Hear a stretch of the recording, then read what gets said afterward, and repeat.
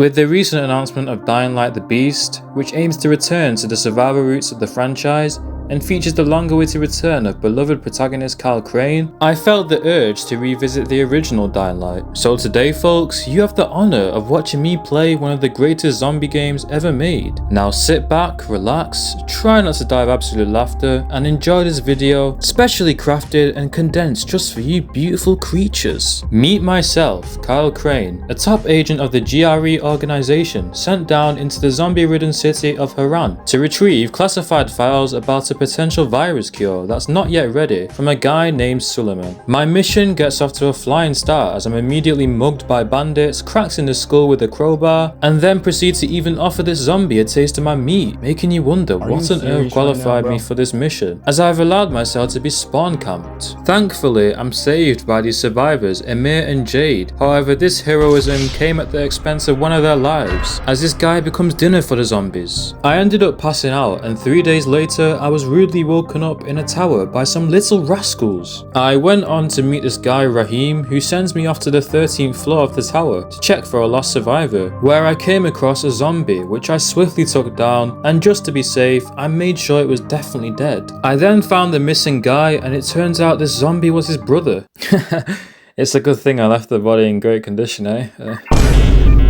Oh god, I'm terrible, aren't I? As a way of apologising, I patched his arm up and then went off on my merry way, because Raheem wants to test my parkour abilities. Well, he says that, but I'm sure he just wants to see me die, as he requests I jump from a fatal height onto a pile of trash. Whilst the trash did soften my landing, I did get up with several syringes sticking out of my ass, so I wouldn't say it was worth it, was it? After completing the parkour session, I suddenly experienced a seizure, and at first I thought the syringes' effects had caught up to me, but then I remembered stupid me got bit, so I'm sent off to Dr. Zere, who gives me antizin, which is a suppressant for the virus. With me being the two-faced snake that I am, I'm always reporting my findings to the GRE like a good doggy, so I made sure to inform them about this doctor and his research on a cure. But to balance things out, I then once again offered a helping hand to the gang, setting up traps for their night mission. And after a hard day of work, it was getting dark, so I headed off to a safe zone and took myself to bed. Waking up the next day, I was feeling rejuvenated and powerful, so I hit the streets, putting my newfound parkour abilities to the test. Now, parkour when your skill tree is maxed out is probably the best part of the game. The use of parkour in a zombie apocalypse setting is so cool to me and makes so much sense. It baffles me why this hasn't been done before. After that, I indulge in some zombie genocide, realizing that I'm actually capable of fighting them off instead of just getting bitten like a fool. The combat in this game is great. It's mostly simple, but you have a decent moveset at your disposal. For example, drop kicks. I can't quite describe the feeling, but each swing feels real and like it has a sort of weight to it. Hitting the zombies is so orgasmic, as you tear them from limb to limb, and the ragdoll system adds to the amazing feelings. Now, if only they had zombie children.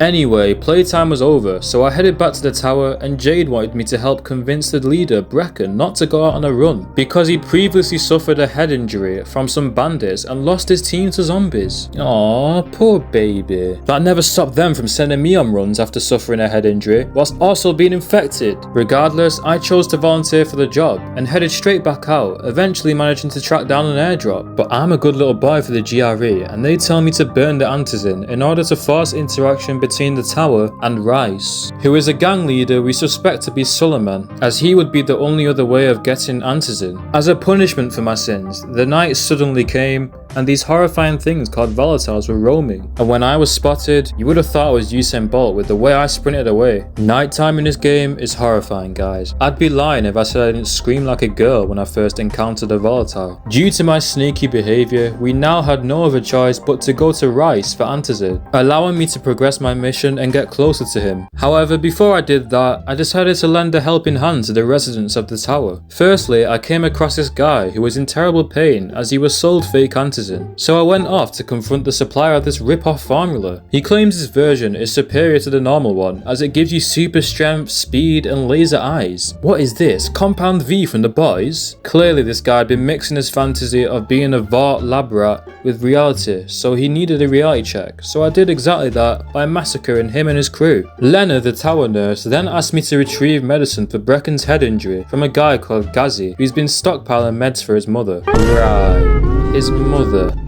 Clearly his mum is looking alive and very well, so she won't be needing this medicine anymore. He kept saying this stupid little quote of his. If mama ain't happy, nobody happy. So you better make mama happy. Yeah, enjoy this parting gift from me, mate. I'm sure these will make mama happy, you freak.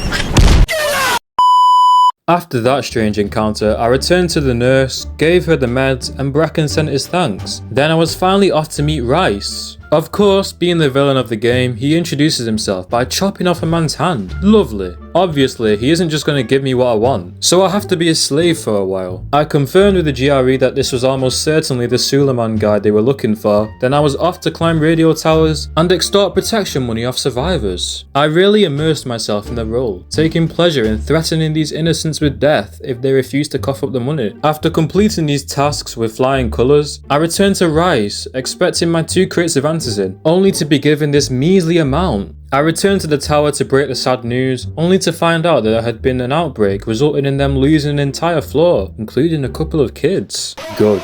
This news was music to my ears. I still haven't forgiven those pests for awakening me from my sleep earlier on. I then checked up on Bracken, who's a little bit upset about what has happened. There were kids in there! Jeez man, what did the TV ever do to you? Talk about an overreaction. Rest in peace television. This is way sadder than hearing some rascal kids died.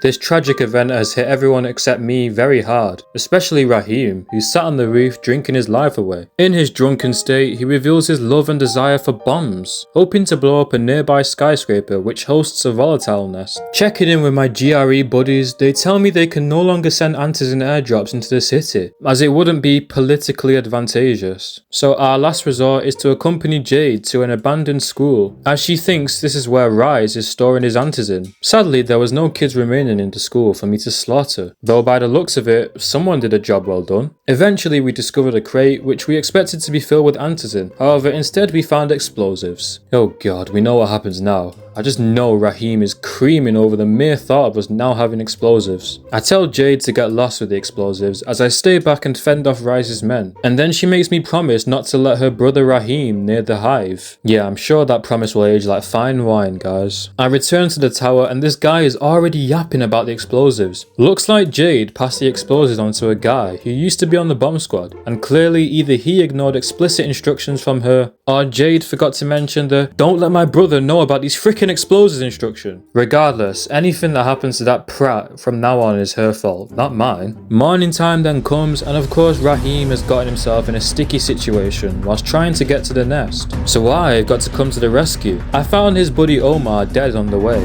so it wasn't looking too good for my boy. But thankfully, the idiot is alive with a minor wound from cutting himself. But despite all this, he's still fixated on completing his mission, gifting me with a ticking time bomb, literally. It's alright, no pressure. Thankfully, I plant the bomb successfully with time to spare, allowing me to escape and watch the building crumble down. Job well done. I'm sure Raheem can't wait to hear about the news. Oh, wait. Well, never mind. Turns out he didn't cut himself, but he actually got himself bitten, stupid idiot. Now I was forced to put my own friend down, and then I very clearly voiced my frustration. You goddamn stupid fucking kid! That line slipped off the tongue so well. After all, it's always been a standard phrase of mine when the kids bring daddy a cute little drawing instead of 10 ice cold beers from the fridge. Returning to the tower, I let Bracken know that Raheem died due to his own stupidity, and Jade overhears this, then quickly runs away. I can't wait to inevitably be blamed by that silly bitch for her brother's death. But that didn't matter now, as suddenly I heard explosions and gunshots outside. And of course I rushed straight over, only to find that Dr. Zere had been taken by Rise's men from his lab, and now I was on a rescue mission. I rushed over to Rise's base, even calling my GRE buddies in for support. But it turns out the GRE are gone now, and the Ministry of Defense are now in charge. Basically, they plan to carpet bomb the city, though I'm able to delay them and buy ourselves 48 hours, as I informed them on Dr. Zere's potential cure. I searched thoroughly, finding nothing but Rise's goons, so then I went down into the basement. It's here where the game shifts in terms of gameplay. I wish the game stuck to its strengths, which is melee combat instead of this stiff gunplay. Either way, it didn't stop me from gunning these weaklings down, and then I finally found Dr. Zere, who told me how he handed his research to Jade to deliver to another doctor, but then suddenly we're ambushed. Rais overheard our convo, so he requests a hunt for Jade and demands that I'm sent to the pit. I woke up stripped of my weapons, forcing me to go back to basics as I had to fend for myself and survive waves of zombies. It was a challenge, but we persevered and managed to get through it. Things aren't over just yet though, as Rais decides to send his big daddy down to kill me. To be honest guys, this thing was such a hassle, so in the end I resorted to some dirty tactics. By exploiting this demolisher's stupidity, I was able to jump on top of this guy over and over again, which surprisingly deals a lot of damage over time. Easy peasy, and before I knew it, he was dead. After my hard fought victory, Rais comes down and reveals that the GRE classified files weren't about a cure, but instead about plans to weaponize the virus. And with my radio, he contacts his outside source to publish the files to the public. Rais then orders for me to be killed, but against all odds, I came out on top, having this absolute badass moment.